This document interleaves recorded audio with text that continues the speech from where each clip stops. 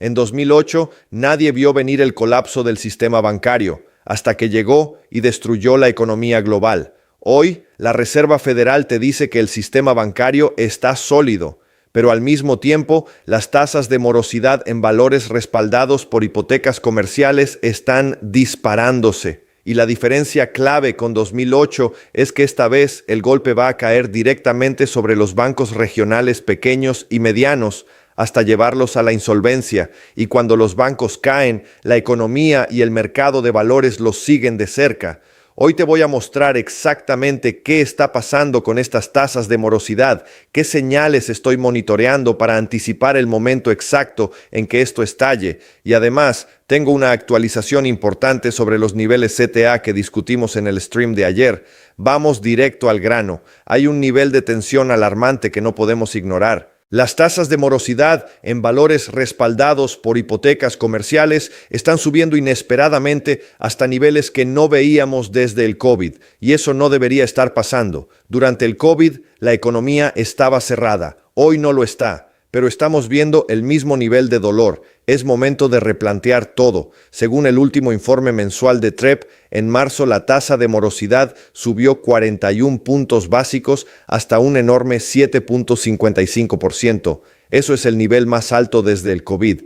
Y lo más preocupante es que este aumento fue impulsado principalmente por el sector de hospedaje, una categoría que hasta ahora no había sido fuente de alarma. Esto va a convertirse en un problema enorme en los próximos meses. Si has prestado atención a las encuestas de consumidores más recientes, el mensaje es claro. Con la inflación al alza y el mercado laboral debilitándose, los consumidores ya lo están diciendo abiertamente. No vamos a comprar casa nueva y vamos a recortar los planes de vacaciones. Eso significa que muchos establecimientos de hospedaje van a ver caer sus números significativamente de cara al verano. La tasa de morosidad en ese sector probablemente seguirá subiendo, y con eso estamos asomándonos al borde de otra crisis. Una vez más, todo gira alrededor de los valores respaldados por hipotecas comerciales y los bancos regionales pequeños y medianos. La tasa de morosidad a 30 días sigue marcando nuevos máximos, y hay una razón muy concreta detrás de todo esto: el mercado laboral. El indicador con la correlación más fuerte y directa no son los ingresos por hora, sino las horas semanales trabajadas. Fíjate bien, a finales de 2022, cuando la tasa de morosidad comenzó a dispararse, las horas semanales ya venían bajando. El problema era que la inflación no caía lo suficientemente rápido. Las horas cayeron drásticamente hasta enero de 2022, luego se estabilizaron hacia finales de 2025 y han subido un poco. Pero la inflación ha corrido demasiado caliente durante todo ese periodo. Eso significa que los consumidores han tenido que enfrentarse a un problema central: recortar su presupuesto. Y eso es exactamente lo que está golpeando a los edificios de oficinas y a todas estas hipotecas. No solo porque la gente está trabajando desde casa, sino porque ahora también están viajando menos. El impacto va a ser enorme porque recuerda, fueron las hipotecas subprime las que detonaron la última crisis financiera.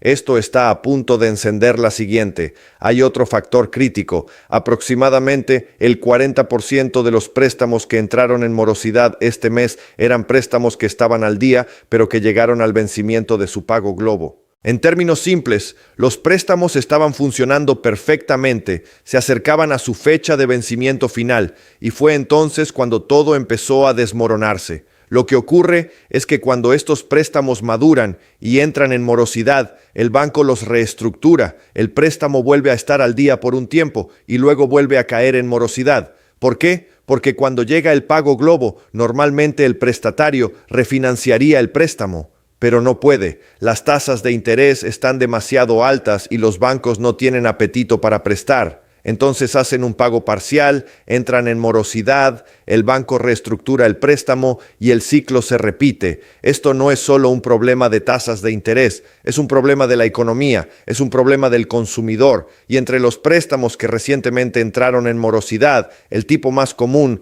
de manera consistente con meses anteriores, son los préstamos vencidos y no refinanciados. A medida que más y más préstamos llegan al final de su plazo, sus pagos globo vencen, y lo que deberíamos ver normalmente, una refinanciación, simplemente no ocurre debido a las altas tasas, la economía debilitada y las condiciones financieras restrictivas. El resultado es una cadena interminable de moratorias, y los bancos están haciendo todo lo posible para contenerla. El problema es que nada de lo que están haciendo está funcionando. Y si ves la tasa de morosidad por tipo de propiedad en los últimos 30 días o más, el panorama es alarmante. Hospedaje en 7.31%, viviendas multifamiliares, es decir, apartamentos, en 7.15%, oficinas, sin sorpresa dado el trabajo remoto y los horarios híbridos, en 11.71%, y comercio minorista en 6.62%. Estos números, actualizados a marzo, probablemente seguirán empeorando día a día y todo vuelve al mismo punto, el mercado laboral. Por eso esta situación probablemente se agrave considerablemente en los próximos meses. Porque ahora mismo el mercado laboral parece estar plateando. La pregunta es, ¿por cuánto tiempo más se sostendrá? Miremos los datos de morosidad en tarjetas de crédito, que es el indicador que tenemos disponible para el sector de consumo.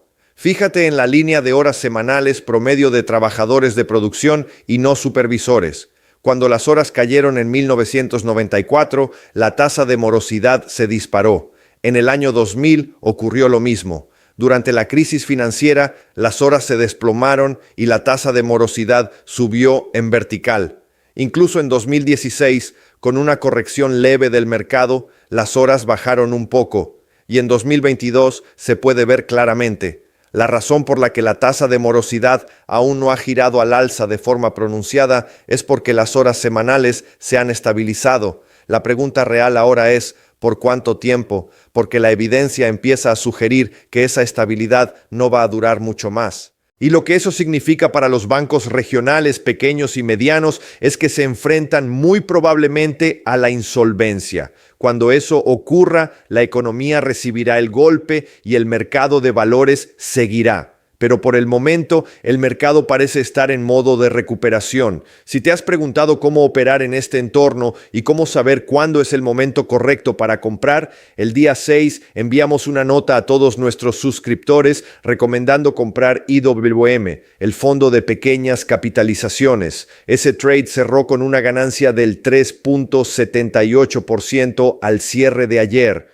Y mirando los mercados ahora mismo, ha subido aún más. Si quieres acceso a este tipo de operaciones y aprender a cronometrar el mercado, los enlaces están en la descripción. Hay una prueba gratuita de 30 días. Hablemos ahora del mercado laboral, porque en este momento es probablemente lo más importante de todo. La economía, los mercados, las tasas de impago, absolutamente todo depende del mercado laboral. Quiero mostrarte por qué el gobierno te está pintando un panorama mucho más favorable de lo que realmente es. Las solicitudes iniciales de subsidio por desempleo de esta semana fueron 219,000, subiendo 16,000 respecto a la semana anterior. Pero históricamente, ese sigue siendo un número bajo. Mira las solicitudes continuas. Pensé que si superaban los 2 millones, todo comenzaría a deteriorarse. No lo hicieron. De hecho, se revirtieron. En términos ajustados estacionalmente, cayeron 38,000 hasta poco menos de 1.8 millones. En términos no ajustados, cayeron más de 78,000 hasta poco más de 1.9 millones. ¿Significa eso que la gente está volviendo al trabajo o que simplemente están cayendo fuera del sistema de registro? Es difícil saberlo, pero desde la perspectiva del gobierno, el mercado laboral se mantiene sólido. Sin embargo, hay un problema. Los datos de encuestas no están de acuerdo en absoluto.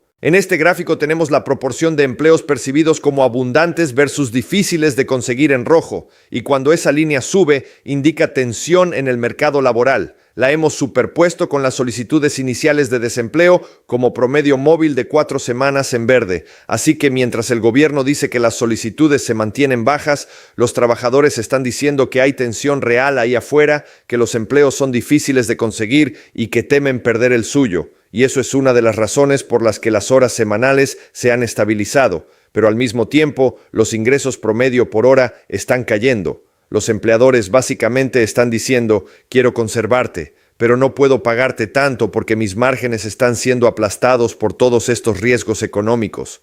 ¿Cuáles son las probabilidades de que este problema con los valores respaldados por hipotecas comerciales explote como lo hizo durante la crisis financiera? Según la propia Reserva Federal, ahora mismo son bastante altas. Las actas de la Fed publicadas ayer muestran que los funcionarios identificaron un riesgo de doble cara derivado de la guerra en Irán, y ese riesgo de doble cara es exactamente lo que he estado advirtiendo: la estanflación. ¿Qué sucede en la estanflación? Los precios suben, el mercado laboral se debilita, y ya sabemos que cuando el mercado laboral se debilita, la tasa de morosidad sube. Eso significa más personas en la fila del desempleo, menos inquilinos en los edificios, más moratorias, más impagos, y los bancos son los siguientes en caer. La mayoría de los funcionarios de la Fed expresó preocupación de que una guerra prolongada podría dañar el mercado laboral y justificar tasas de interés más bajas.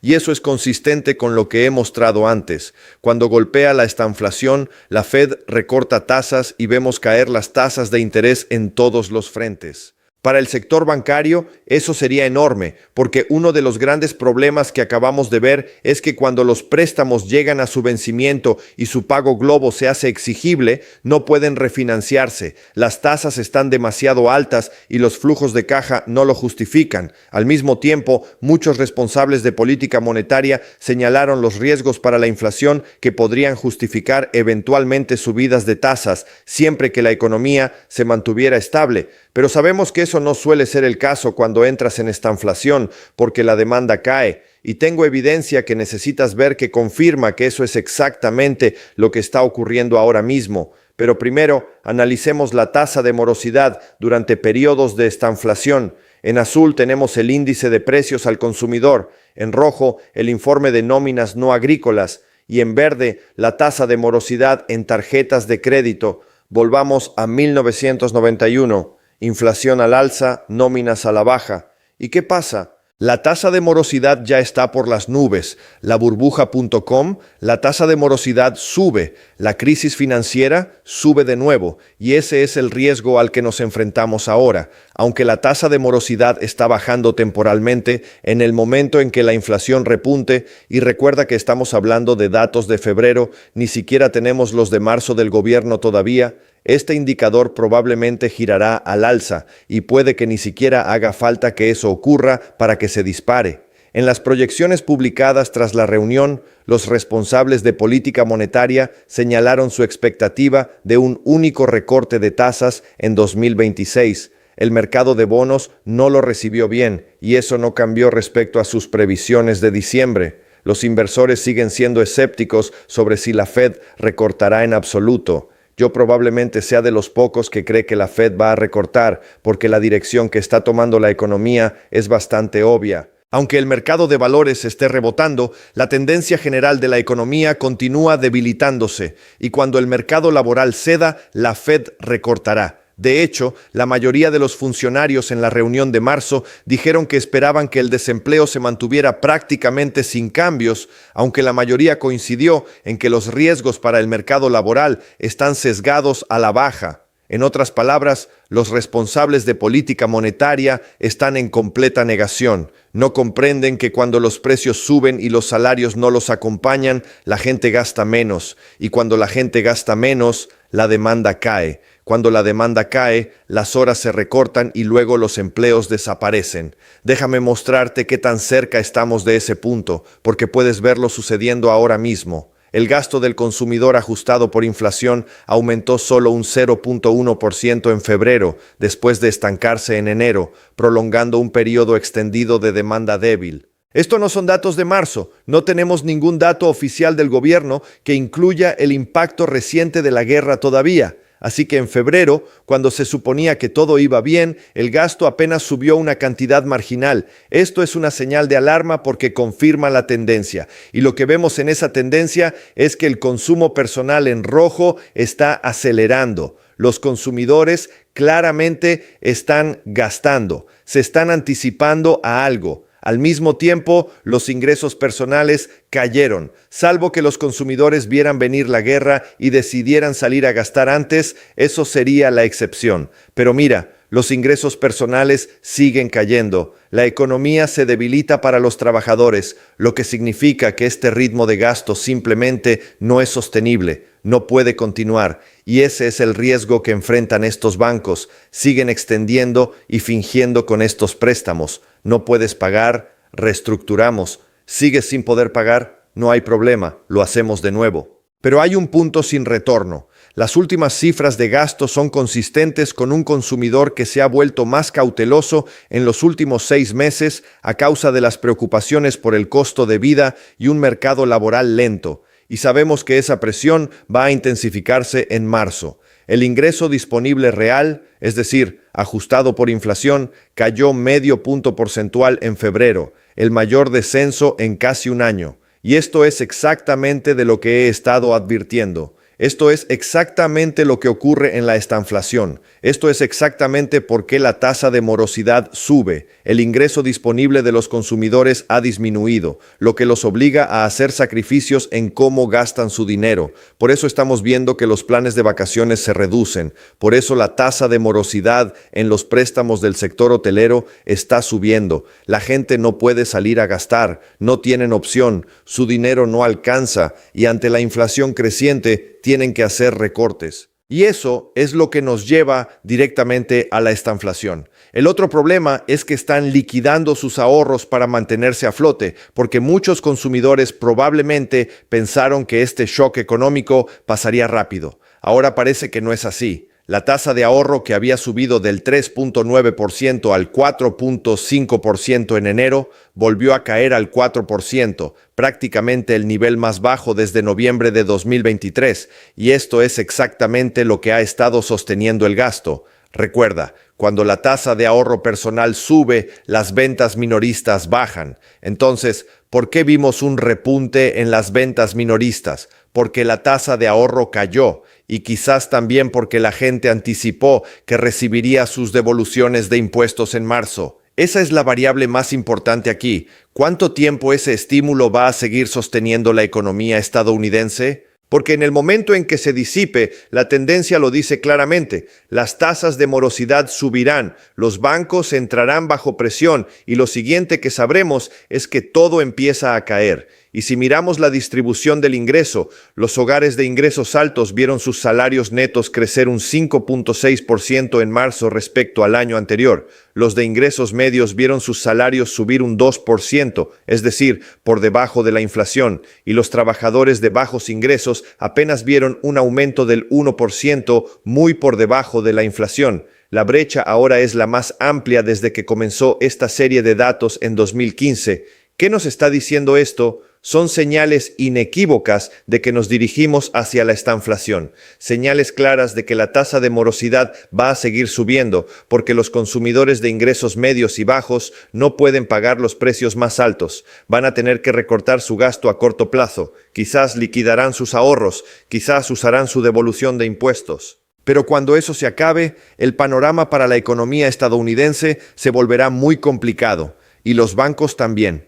La evidencia es contundente. El crecimiento de salarios y compensaciones netas está siendo superado ampliamente por el de los más ricos, que son quienes están sosteniendo la economía ahora mismo. Para el resto de la población, el camino va en la dirección equivocada. Ahora entiendes por qué nadie vio venir la crisis financiera de 2008. Nadie ve esta venir tampoco, porque los bancos siguen reestructurando estos préstamos. Pero basándonos en la trayectoria de la economía, el gasto del consumidor y el crecimiento salarial, todo apunta en la dirección equivocada. Al mismo tiempo, el mercado de valores sigue subiendo. Si seguiste el stream de ayer, eso tiene todo el sentido del mundo. Todo tiene que ver con las compras automatizadas de los algoritmos. Déjame darte una actualización rápida. El reconocido operador John Flood señaló en su modelo que, al nivel de mercado actual, los fondos CTA, fondos que operan mediante estrategias algorítmicas, comprarán $34,000 millones en el S&P 500 durante la próxima semana, cerrando sus posiciones cortas y girando hacia largo. Además, hoy se activó el nivel CTA de Citibank. Eso significa que están comenzando a cerrar sus posiciones cortas. Lo que estamos viendo es un mercado subiendo de forma mecánica, impulsado por compras algorítmicas. Al mismo tiempo, los fundamentos subyacentes continúan debilitándose, la tasa de morosidad sigue subiendo y al igual que en 2008, nos dirigimos hacia una crisis que casi nadie puede ver venir, excepto tú.